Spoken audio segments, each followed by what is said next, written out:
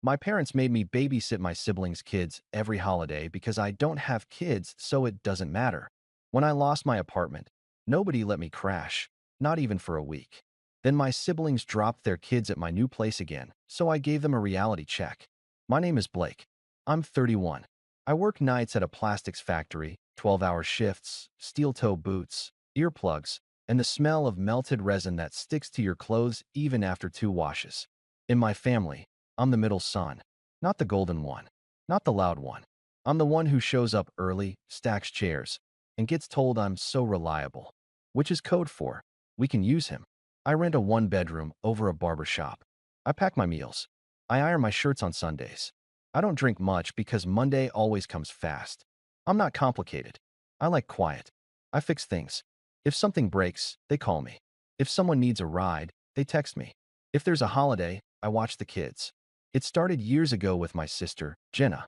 You don't have kids, so it doesn't matter, she said the first time she handed me her diaper bag like it was nothing. Everyone laughed like it was a cute joke. I smiled because that's what I do. By now it's a script. Thanksgiving, Christmas, Easter, 4th of July, birthdays that stretch into entire weekends. My parents' door opens. My brother Nate drops 2 toddlers. Jenna drops her 3, and I become a coat rack with a pulse. You're so good with them, Mom says. You've got the patience.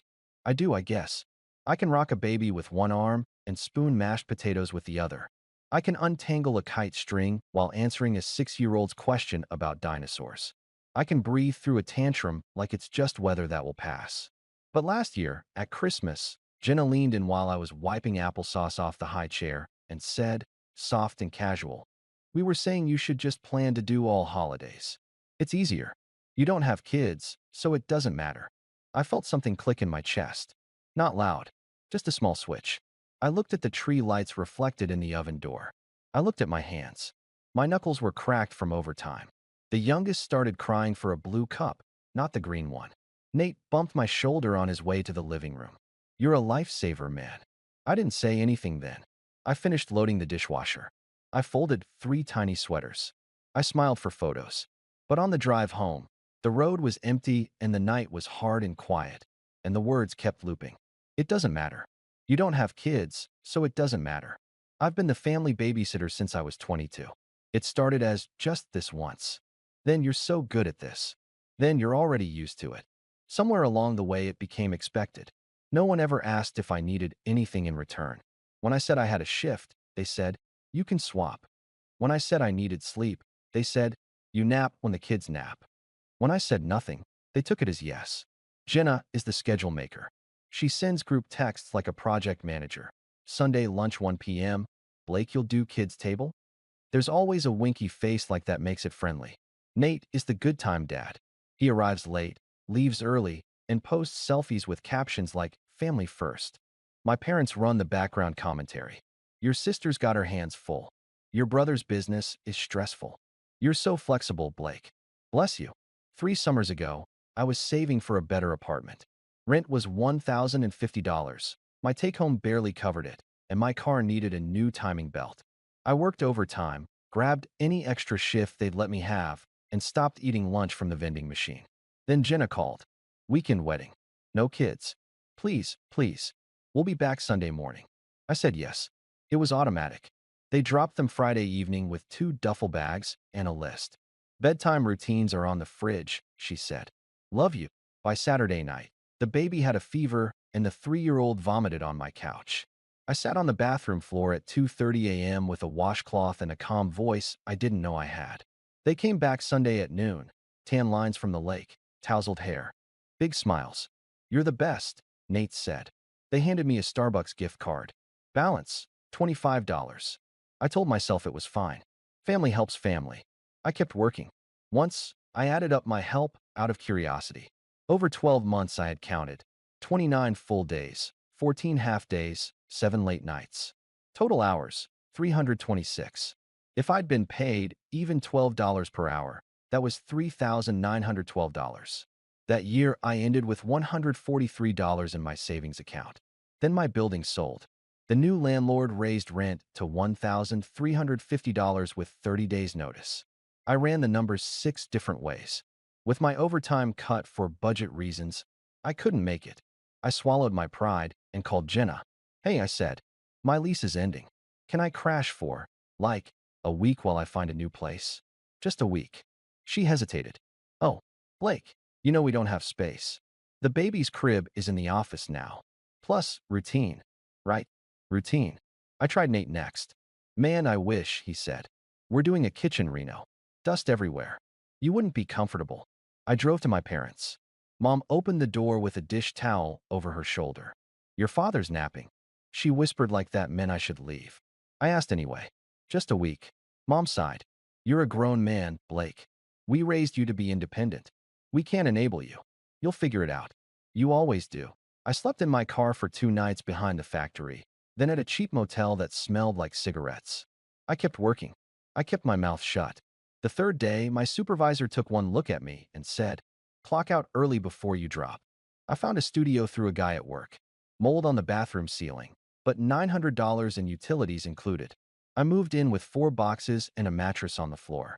On my first night, Jenna texted, congrats on the new place. By the way, can we drop the kids Saturday? It's just brunch, 10 to 2. I stared at the screen. My eyes burned. I typed no, then erased it. I typed I can't, then erased it. I typed okay. Saturday turned into 9:15 to 4:30. They forgot the diaper bag. They came back with iced coffees, and Nate said, you're a rock star. I wasn't. I was just tired. The pattern continued.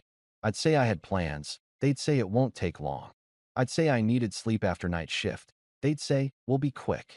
Once, I woke to a knock and found 2 kids and a note on a paper plate. Back by 5. THX. No signature, because why sign what you think you own? The only time anyone counted hours was when I asked for help moving a couch up my stairs.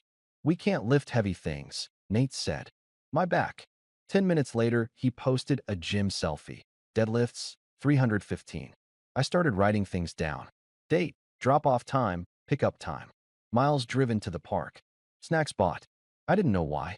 Maybe I needed proof that I wasn't being dramatic. Then came the day I lost my old apartment key from the key ring. It fell between my seat and the console.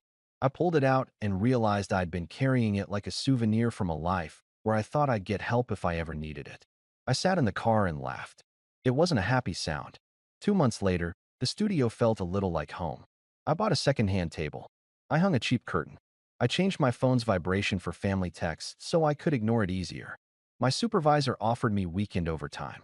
It was the first time in years I could say sorry, I'm busy, and mean something else. That Saturday, 8:03 a.m., Jenna, dropping the kids at 10. We'll pick up after lunch. I typed, no.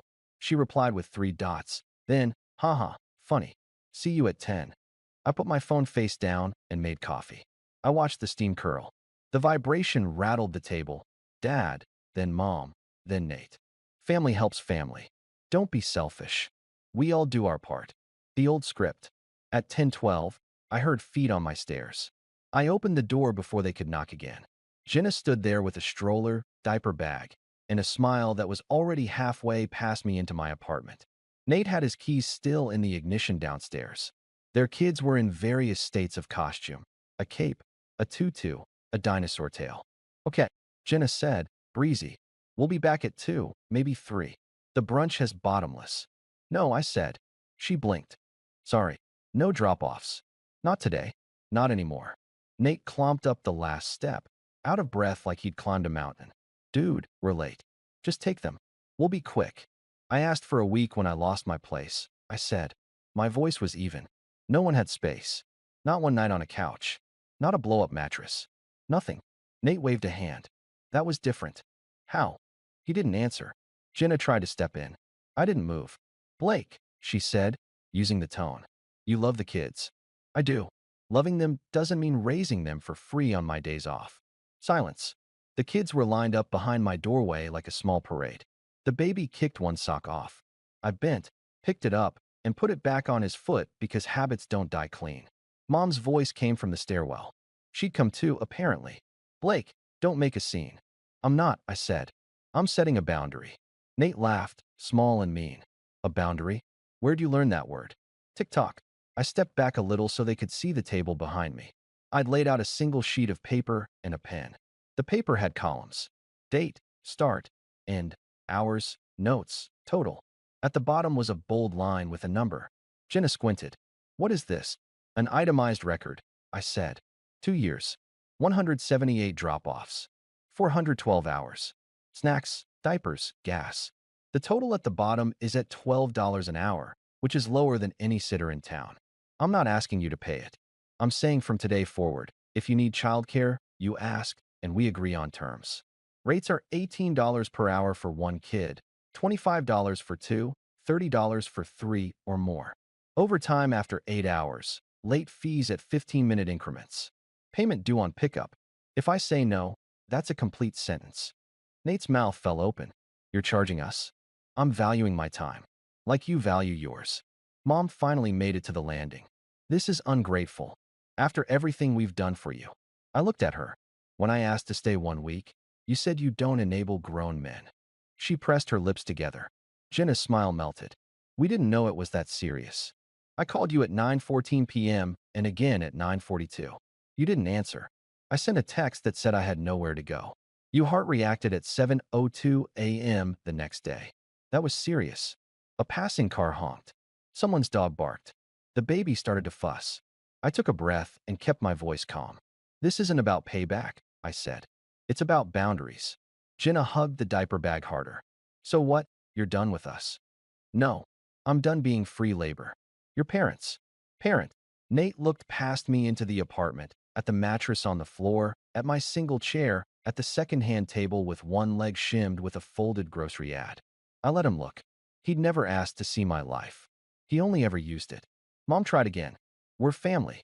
And I am family too," I said. "I matter." I stepped away from the door. "You can come in and feed them breakfast while you figure out new plans. Or you can take them with you. Either way, they are not staying here today."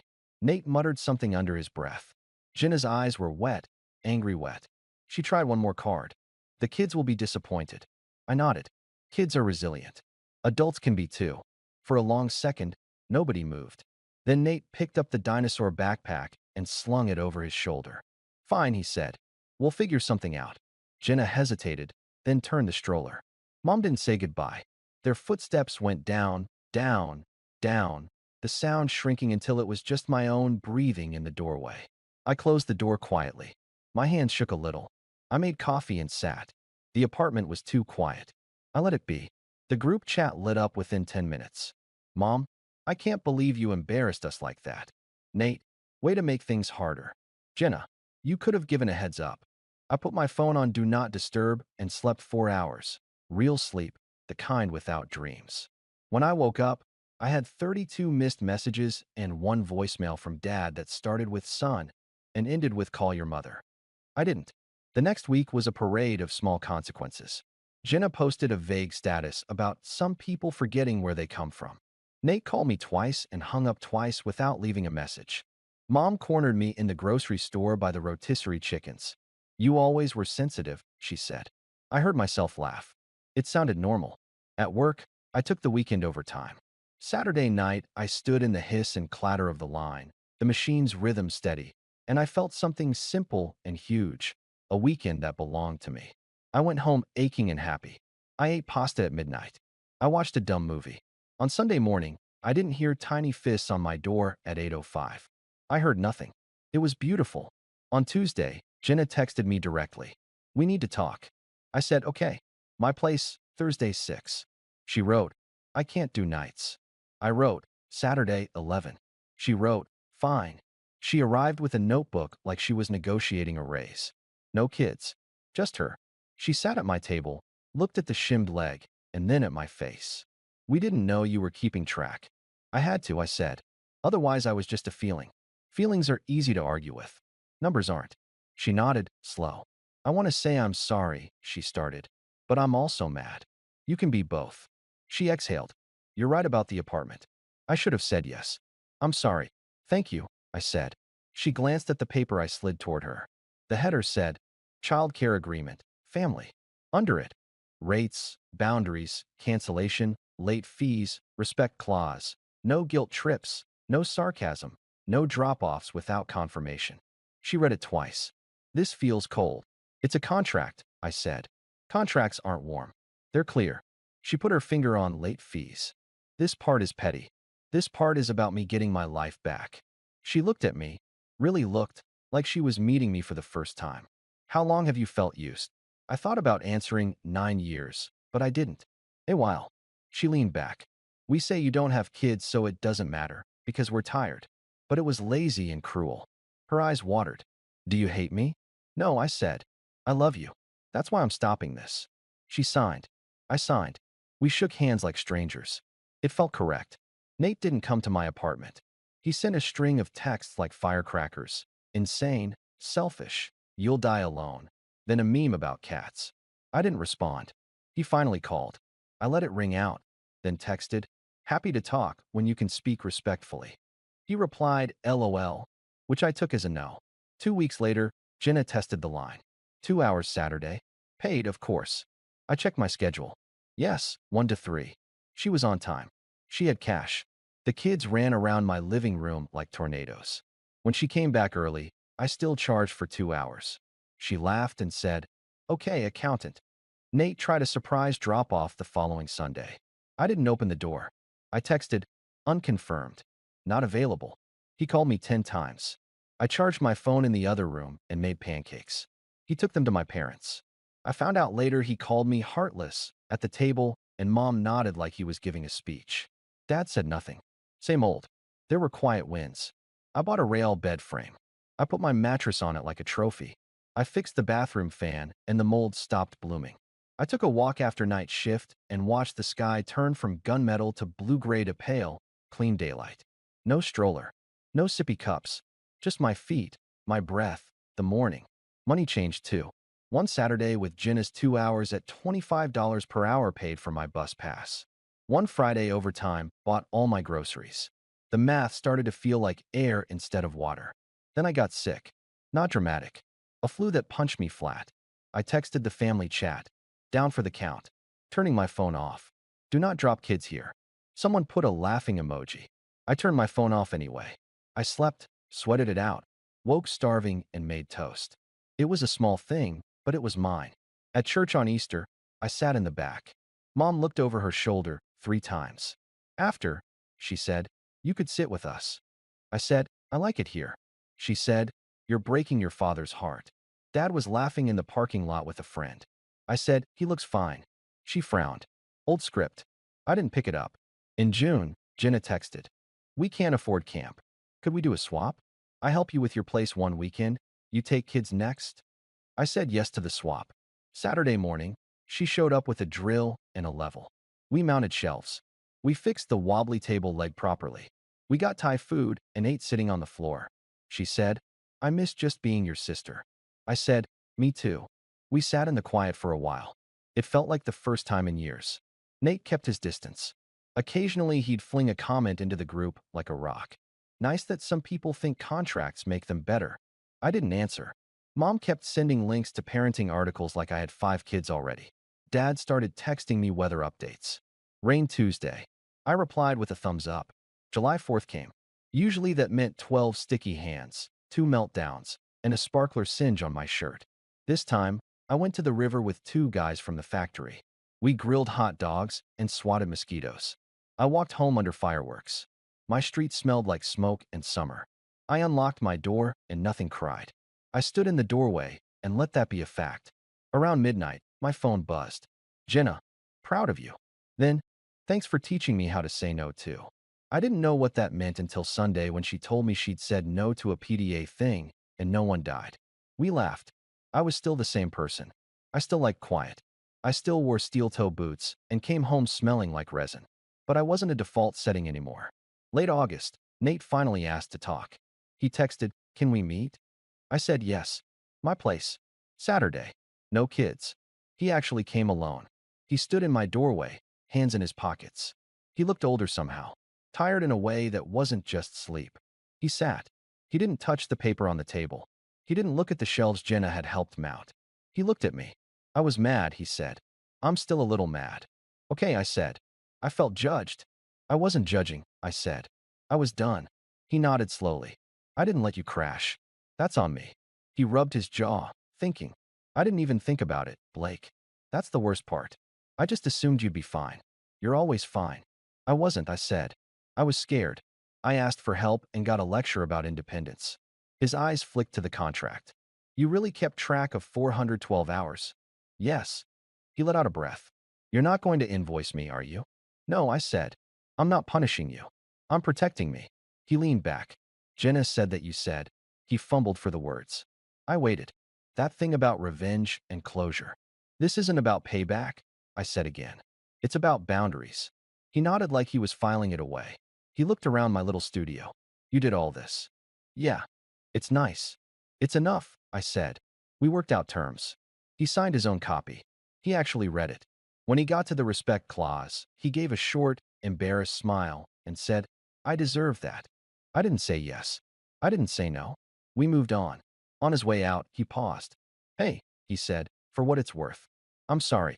Thanks, I said. We're not best friends now. He still makes jokes that land wrong. I still call him out. Mom still acts like feelings are bills that can be paid with guilt. Dad's still quiet until he's not. But something practical shifted. This is what my life looks like now. Saturdays, I choose. If I agree to babysit, I get paid and we're on a clock. If I say no, I turn my phone face down and lay on my bed frame like a king. When I work nights, nobody bangs on my door at 8 a.m. If they try, they leave empty-handed. When I need help, I ask. And when they say we can't, I hear we won't. And I plan around that, not around a fantasy family I wish I had. I keep my notes, not to hold debt, but to remember what I've learned. Time counts. Sleep counts. My life counts. You don't have kids, so it doesn't matter, was a lie that made their lives easier and mine smaller. I don't carry that lie anymore. I don't do grand goodbyes or public speeches. I make coffee. I lace my boots. I clock in. I clock out. I water the plant Jenna brought over and laugh at myself for becoming a plant guy. I text my niece a picture of the shelf I put up for her drawings. She sends me a purple heart. Sometimes I think about that first night I asked for a week and got nothing. It still stings if I poke it. So I don't. I let it scar. It's part of the story, but not the ending. The ending is simple. I am still Blake. I am still the one who shows up. I just finally show up for myself first. I won't let anyone use my silence as consent again. I won't let family be a coupon for free labor. I won't let you don't have kids so it doesn't matter erase the hours of my life. I'm not angry. I'm not out for payback. I'm calm. My boundaries are boring and solid. And that's the point. I'm building something. A small, steady life that fits.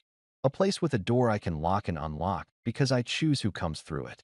A future where holidays are invitations, not summons.